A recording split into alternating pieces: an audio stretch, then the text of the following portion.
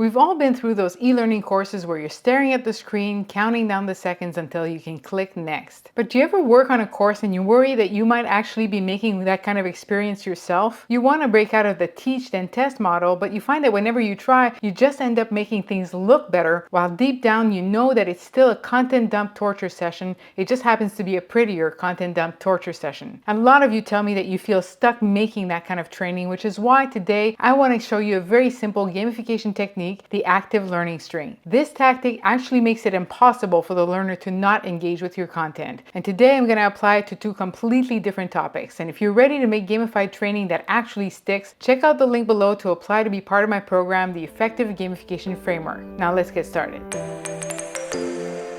Our goal here is to break the teach and test model where the learner passively receives information which they may not pay attention to, and they're only asked to be meaningfully active during the assessments. In contrast, active learning challenges the learner right from the beginning all the way through. So at the beginning, they're challenged, but we're going to make things so easy that it's nearly impossible for them to fail. The goal here is for them to figure out the content for themselves. As we go on, things get gradually harder, they get less help, but they're also increasing in mastery, so they should be able to get everything right. The goal here is for them to apply what they've just figured out, and by the end they get no help at all, or at least just as much help as they'd have in real life, and we're just making sure that they can do what they need to in real world conditions. So let's apply this to very simple content first. Let's say I want to teach people about the meaning of different colors. I'll start with a very simple question that most people will get right, which is, what color is associated with love?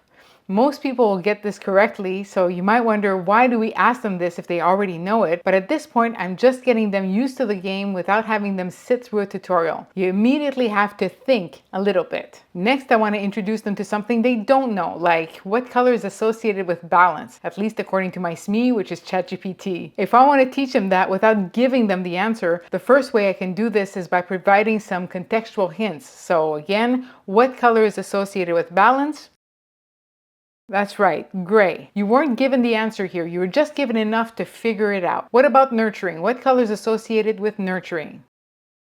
That's right, pink. See what we did there? So that's one of the ways we can do this, but we can also use some strategically chosen decoys. So, which color is associated with calm? Is it red, yellow, blue, or orange? Well, it's not any of these, so it must be blue. And eventually there's going to come a point in the string of questions where I want to stop relying on hints and obvious decoys and start relying on what they've learned so far so that I can reinforce it. So here's a question without any hints. What color is associated with luxury? Purple, blue, gray, or red? Now, the decoys are all things you've seen so far in this video, so if you remember the meanings of those colors, you'll eliminate those and deduce that purple is the color of luxury. Now we're using what you've learned before, and we can just keep going like this until they can get them all correct without any hints whatsoever, i.e. in real-world conditions. All we've done here is build a series of questions strategically designed to lead the learner to an answer. That helps them learn actively, but it also builds their confidence at the same time as their knowledge. Instead of starting with a teaching phase, you start with a challenge that's just within their reach. And if you do this correctly, they can get everything right the whole way through, even if they didn't know everything at the start. And they're not guessing, they're figuring it out by connecting the dots that you're giving them. So now let's apply this to a topic that's a little more challenging, like a soft skill. And the example I'm going to use here is retail customer service. Customer walks into a store, but they're not exactly sure what they need, and our goal is to guide the learner on how to handle this. So first, the easy stuff. Customer walks in, what should you do among these options? That one's obvious, they're gonna get it right, and when they do, I can show them in my interface that they've just passed the first step. Greet the customer. The next step in my customer service procedure is I want the learner to ask an open question. I can lead them to this by giving them the following hint. Instead of asking, what would you say next to the customer, I'll ask the learner, what can you ask to find out what the customer is looking for? None of these decoys are stupid. They're all pretty plausible, but based on this hint, only one of them encourages the customer to clarify his needs. Can I help you find something today? And the customer says he's looking for a gaming computer. So in the next step, I'll present the learner with all the computers, and here's a potential trap. The learner can recommend one of the gaming computers, but the correct answer is to ask this question here. I can lead them to that correct move by saying, how can you decide which computer to recommend? The only option that does that is to ask the right question. So that eliminates these three answers where I'm suggesting a computer, and it eliminates this question as well because all the computers are the same brand, so asking the customer which which brand they like is not very helpful. As they're going through this whole scenario, they are discovering and building the procedure themselves. Greet, open question, clarification, suggestion, and affirm the client's choice. Once they've been through it once with all the hints, I can put them through another scenario, and maybe this time I'm not going to give them a big hint in the question. I'm just going to ask, what do you say next? But I am keeping these 5 symbols on screen as a reminder of the procedure. And we keep going like this until by the end we put them through an entire scenario without any hints whatsoever, just like in real life. And with the practice they've just had, they can get through it like a seasoned pro.